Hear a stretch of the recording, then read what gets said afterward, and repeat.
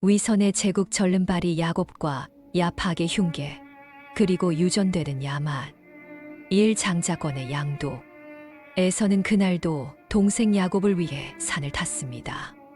며칠째 이어지는 흉작과 가뭄 속에서 병약한 아우의 기력을 보충해 줄 들짐승을 찾기 위해서였지요.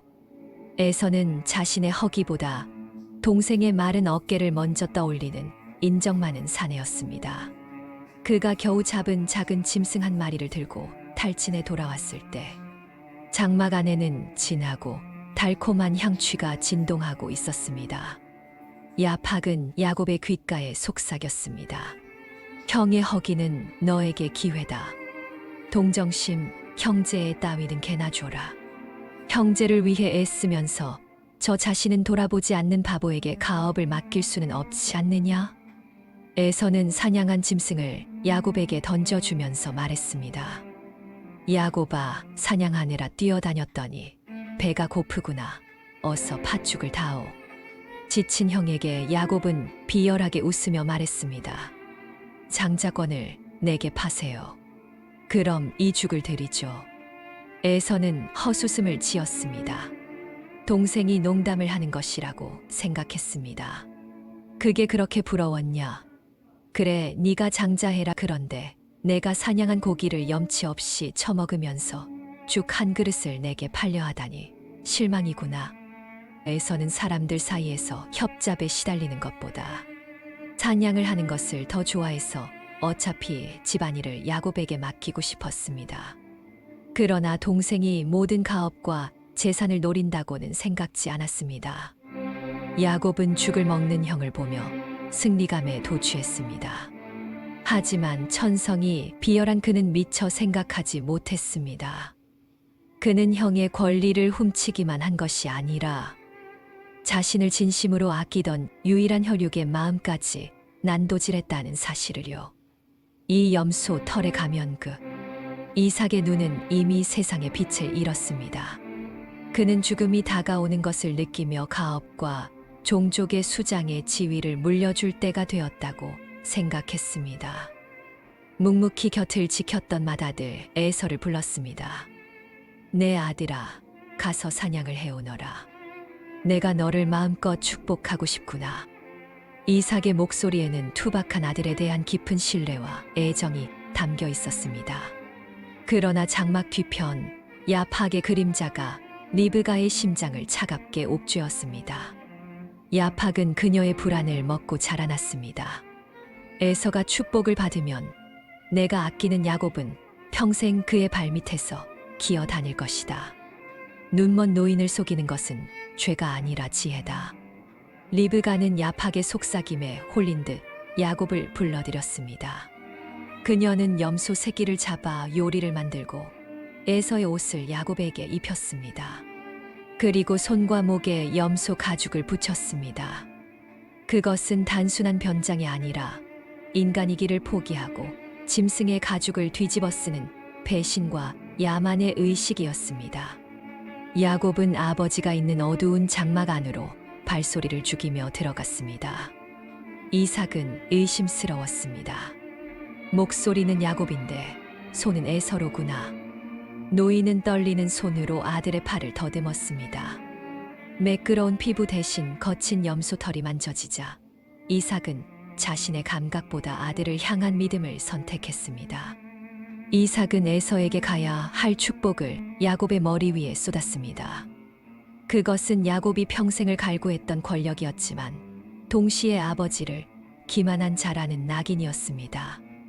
야곱이 축복을 가로채 장막을 나선 지 불과 몇 분 뒤 에서는 아버지를 위해 사냥한 고기를 들고 돌아왔습니다. 아버지, 일어나 잡수시고 저를 축복해 주소서. 에서의 목소리를 듣자 이삭은 당황하고 분노했습니다. 방금 내게 축복을 받아간 자는 누구란 말이냐? 모든 사실을 깨달은 에서는 절망과 실망, 그리고 분노했습니다. 내게도 축복하소서. 내 아버지여, 저에게 남은 복이 없나이까? 그것은 장자권을 잃었을 때와는 비교할 수 없는 고통이었습니다. 자신의 진심이, 자신의 자리가 그리고 가족과 형제의 신뢰가 무너진 것이었습니다. 야팍은 이 가족에게 불화를 심고 파탄난 가족의 유대와 배신으로 쪼개진 형제를 보며 자축했습니다. 이삭은 뒤늦게 깨달았습니다. 자신이 축복한 것은 사랑하는 아들이 아니라 짐승의 가죽을 뒤집어 쓴 탐욕이었다는 사실을요. 노쇠한 이삭은 자신의 착각을 되돌릴 힘이 없었습니다. 분노로 칼을 뽑았던 에서는 야곱의 눈 뒤편에서 일렁이는 야팍의 그림자를 보았습니다. 에서는 동생의 어리석음이 아니라 야팍의 야만성을 끊어내야 한다는 것을 깨달았습니다. 참 밤의 환각과 뒤틀린 다리, 이제 형에게 나아가기 위해 강가에 닿은 야곱의 그림자는 길고도 초라했습니다. 그는 고향으로 돌아가는 길목에서 두려움에 떨고 있었습니다. 사실 그의 한쪽 다리가 불구가 된 것은 천사와의 씨름 때문이 아니었습니다. 과음으로 인한 무혈성 괴사로 다리를 절게 된 것을 미화하기 위해 꾸며낸 것이었습니다. 비겁하고 나약한 욕망처럼 비틀린 그 다리는 야곱의 영혼을 형상화한 듯 했습니다. 그때 어둠 속에서 야팍이 나타났습니다. 야팍은 고통에 신음하는 야곱의 환부를 지그시 누르며 속삭였습니다. 이 장애를 신의 축복으로 둔갑시켜라. 너를 비웃는 자들의 입을 막으려면 너의 추락을 신비로운 결투로 포장해야 한다. 야곱은 그 유치한 제안을 받아들였습니다. 다음 날 아침 그는 절뚝거리는 다리를 끌고 나오며 이스라엘이라는 거창한 이름을 선포했습니다. 사기꾼이 성자로 탈바꿈하는 순간이었고 야팍은 그 가련한 연극을 보며 비웃었습니다. 4점 부전자전후 좌인즈 좌인 피의 대물림. 야곱은 성공했다고 믿었으나 그의 장막 안에서는 야팍이 심어놓은 저주의 씨앗이 발아하고 있었습니다. 야곱의 비겁함과 간악함은 아들들에게 더 추악한 형태로 유전되었습니다. 장남 루벤은 서무의 침상을 올랐습니다.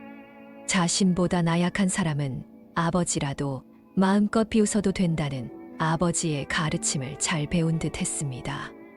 둘째 시므온과 셋째 레위는 누이 디나의 정인을 할례를 빙자해서 살해했습니다. 이 역시 수단과 방법을 가리지 않고 자신의 욕심만 채우면 된다는 야곱을 빼어 닮은 행동이었습니다. 비극은 거기서 멈추지 않았습니다. 야팍은 형제들에게 더 큰 범죄를 설계하게 했습니다. 디나가 흘린 눈물이 세겜 성사람들에게 알려질까. 두려워진 형제들은 자신들의 죄를 덮기 위해 할례를 살육의 도구로 꺼내 들었습니다. 신의 백성이 되려면 할례를 받아야 한다는 어리석은 기만은 야곱이 이삭을 속일 때 썼던 그 목소리와 닮아 있었습니다.